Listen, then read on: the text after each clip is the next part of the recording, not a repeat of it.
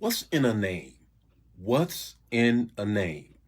5 minutes or less, I'm going to tell you what's in a name.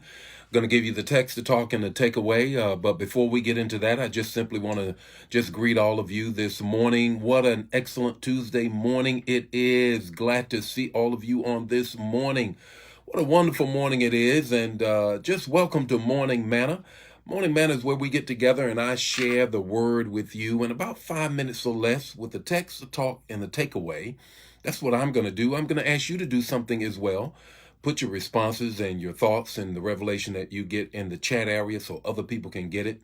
Want you to do some sharing it as well as some watch parties. And if it blesses you, bless somebody else. Don't be greedy. Don't eat all the manna and keep it to yourself.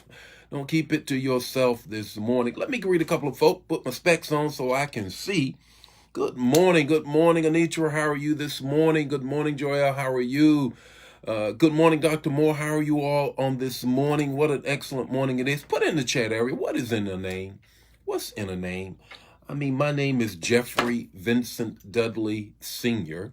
That's my name, and I spell it with a G. My mom, my sisters, two of my sisters, they always argue about whether or not they name me or not. Jeffrey with a G is the English way of spelling it. And my middle name is Vincent, Vincient.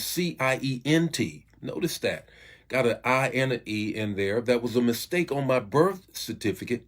But when I saw my birth certificate, my original birth certificate, I just kept it. I kept it like it was. I didn't want to change it, go through all of that.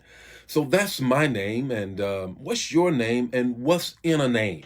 What's in a name? Put what you think. What does it mean? What is this whole big deal about a name? Okay, here we go. The text, the talk, the takeaway. Here's the text. Genesis 2:20. Genesis 2:20, you already know what I'm about to say. The man gave names to all of the livestock, to the birds of the air, and to everything that was in existence at that time.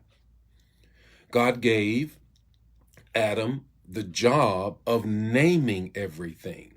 Of naming everything. So what's in a name? Let me give you three things about that particular text. The first thing that I want you to grab, put it in the chat area. Names mean authority. Names mean authority. When you have the right to name something, you are now saying, I can rule over it. It's like being labeled. Once you're labeled something, then people handle you according to the label that they placed on you. That's why I'm always sharing with those of you in particular, women who are saying, you know what, I want a man and I'm looking for a man and so I can connect with him. But in the typical traditional marriage, then you typically take on his name or a hyphenated part of the name. More often than not, that's what you do. Well, you are now saying, I'm permitting you to have authority over me. Go in your closet, go in your pantry, and look.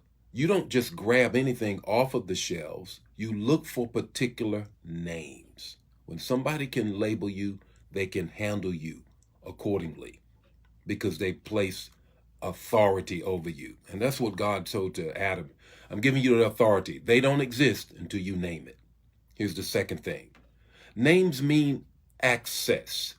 Put it in the chat area. Names mean access. Notice when Abraham and the rest of the patriarchs in the book of Genesis, when they went in particular places and they met God, they named the place. They named the place that they met God. Bethel, Peniel, El Shaddai. At the place, Jehovah Jireh. They named the place that they saw God and had access to God because they said, here is the place in which me and God, I came into knowing God in a whole different way. And therefore I named that place and I built an altar and I named that altar or that well because it means I now have access. You got to have the right name. You got to call on the right thing. God, I need you to provide, Jireh. God, I need you to be my shepherd, Rohi. I need you to be my peace, Shalom, access. The third thing that it has to do with authentic. Authentic. You know what? When you name something, or when there is a name, it shows some authenticity. Some authenticity. I'm authorized as well as authenticity. What do I mean by that? Notice what God said to Jacob. Jacob, it's time to change your name. It's time to change your name because the authentic you is getting in the way of where I'm trying to take you. So the only way I can take you is to reauthorize you or make you authentic all over again by giving you a new name from Jacob to Israel, the Prince of many nations. Because the name that you have right now, that authentic life is going to destroy you. Jacob, swindler, supplanter, trickster. So let's change your name. Let's change your name. What's your takeaway this morning? Here's your takeaway. At the name of Jesus, every knee shall bow and every tongue shall confess. For his name is above all names. So no matter your name, call on the name of Jesus. Call on his name because his name trumps everybody's name. The Lord be with you today. May his face shine upon you and give you peace. I got more manna for you on tomorrow morning. Don't keep this manna to yourself. Share it. God bless you. See you tomorrow morning with more morning manna.